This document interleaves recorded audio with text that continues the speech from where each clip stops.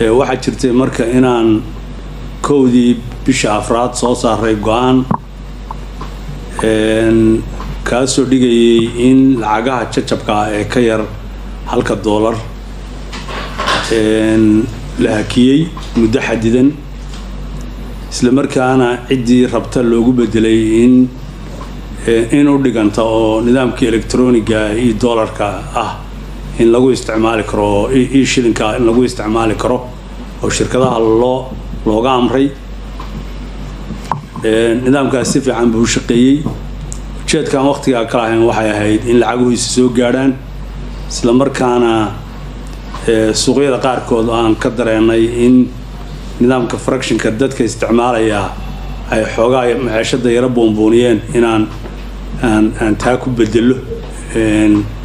in shilin Soomaaliga oo elektrooniga loo isticmaalo ama isagoo caadi ah muddan hadda arrintaas soo wadnay ku soo tijaabinay alxamdulillah waxa weeyaan intaan ka rabnay waa ka gaadhnay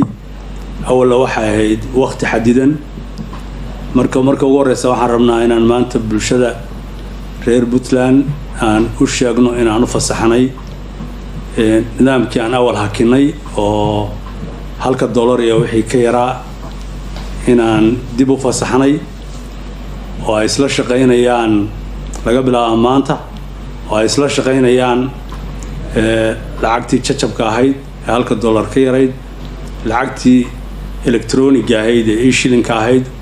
ciddii rabta iyo lacagtii noodka ahayd ee shilin Soomaaliga ahayd intiiba inay isla shaqeynayaan sidaa waxaan u sameynay inaan cid walba meeshii joogto ugu fududeyno mar haddaan